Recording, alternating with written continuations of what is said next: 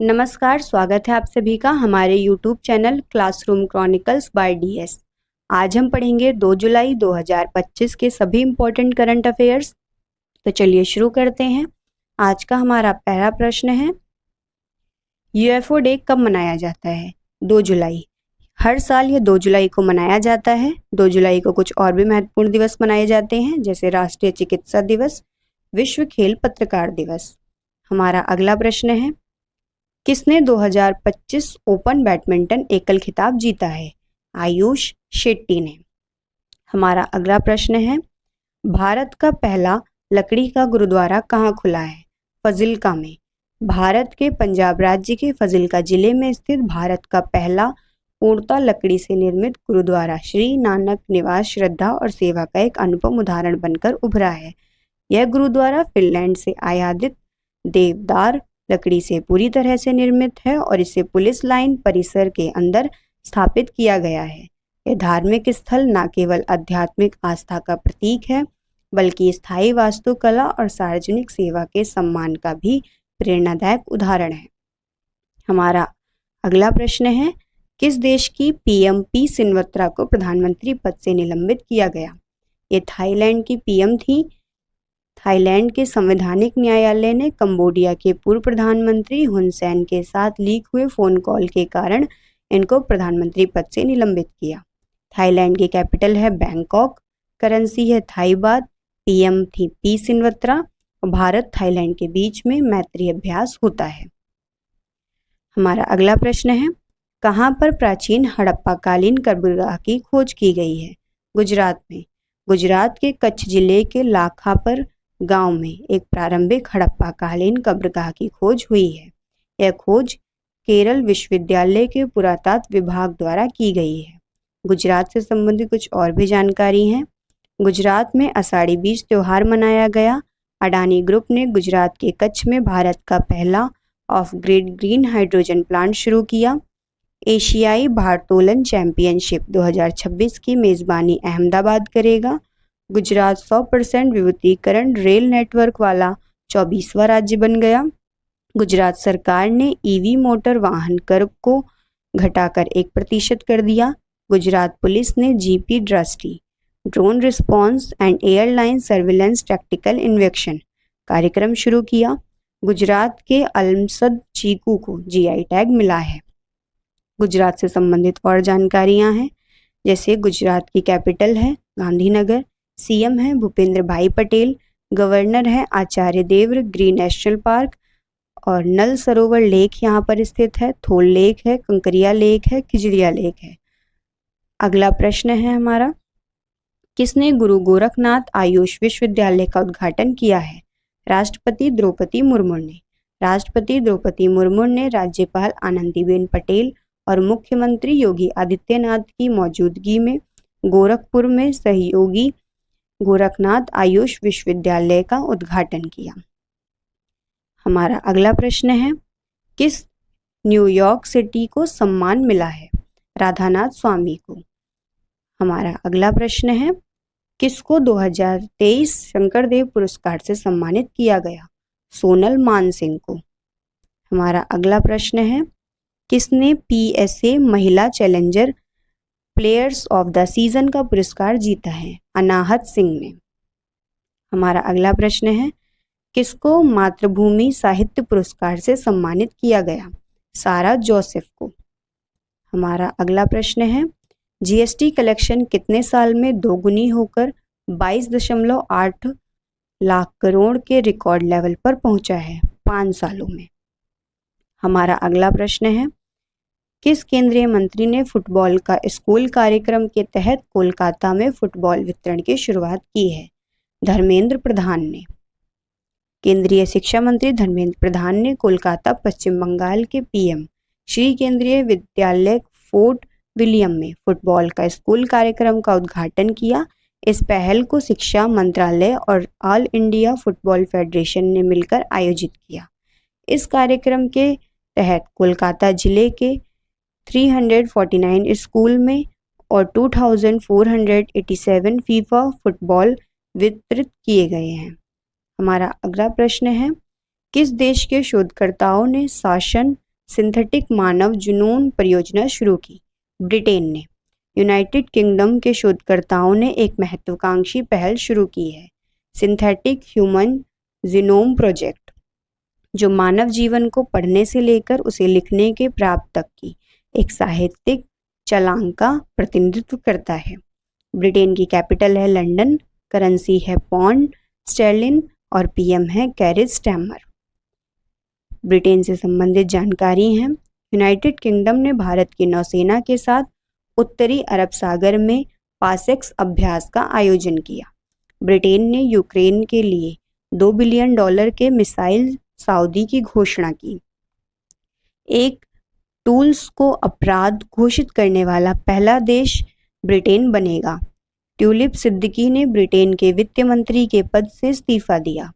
Global शतरंज league का दूसरा संस्करण लंदन में शुरू हुआ।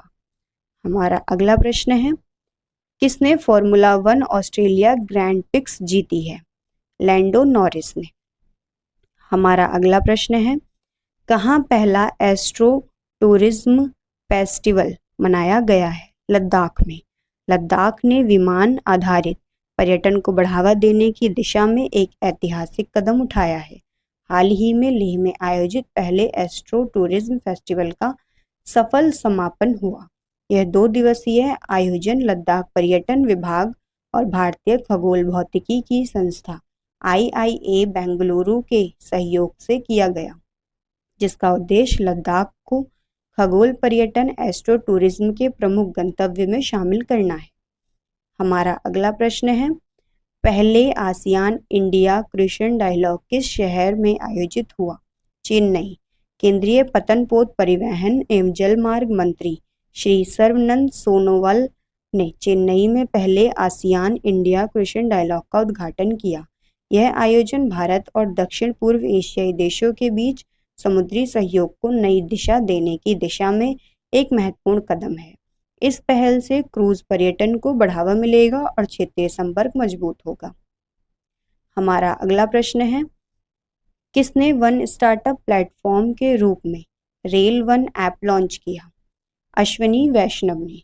रेल मंत्री अश्विनी वैष्णव ने रेलवे ऐप लॉन्च किया, जो सभी यात्रियों सेवाओं के लिए वन स्टार्टअप समाधान है।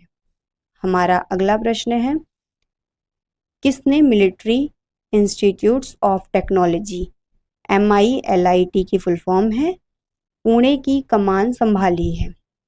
एयर एडमिरल V गणपति ने। हमारा अगला प्रश्न है, पाकिस्तान क्रिकेट बोर्ड ने किसको एक्टिंग रेड बॉल का कोच नियुक्त किया है? अजहर महमूद को।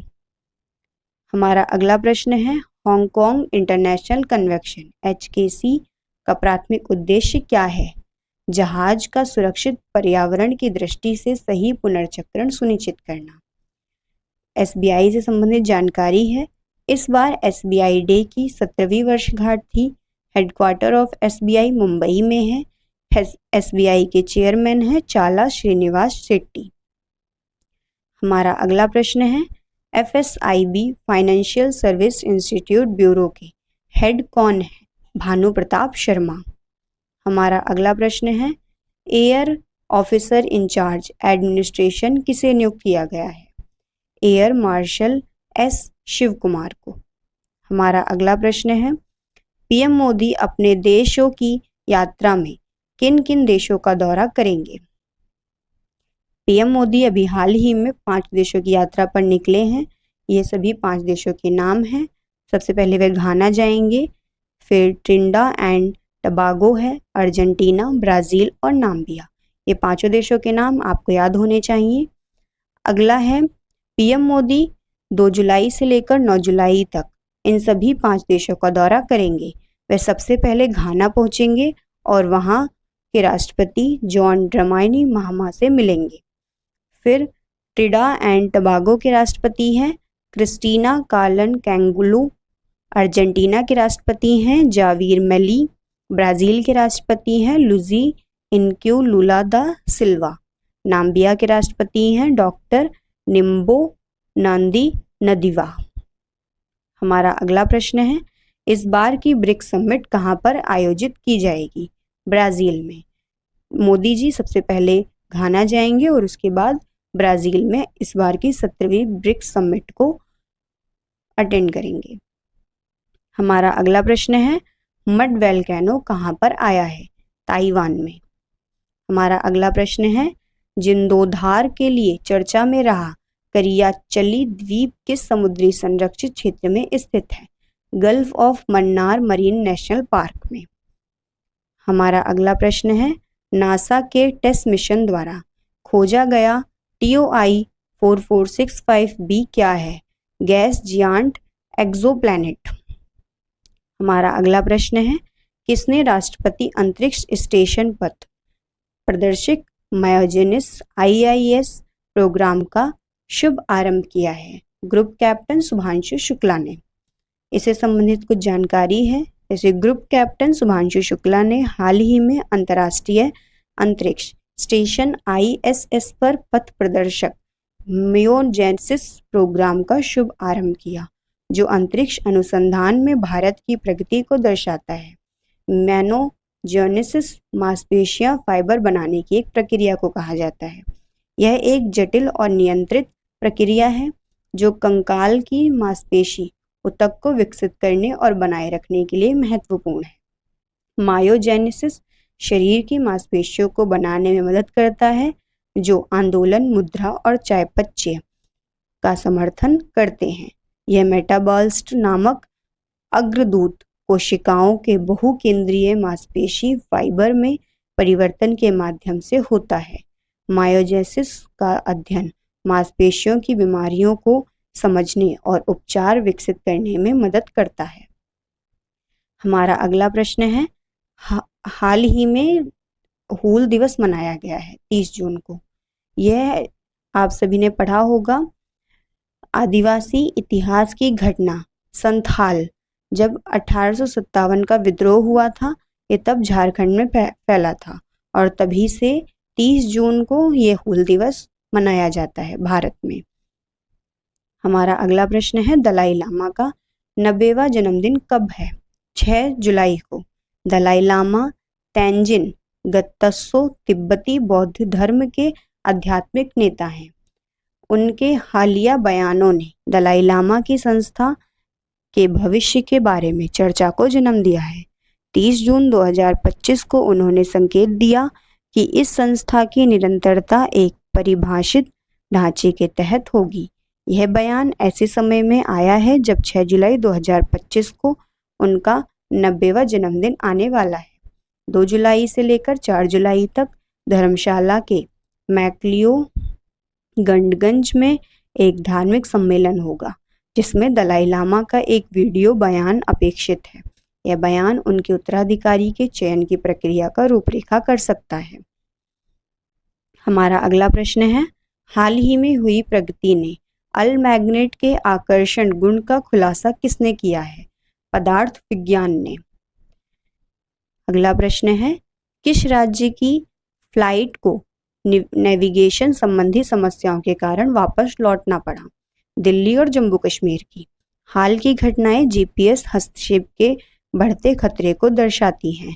दिल्ली में जम्मू कश्मीर की एक फ्लाइट को नेविगेशन संबंधी समस्याओं के कारण वापस लौटना पड़ा।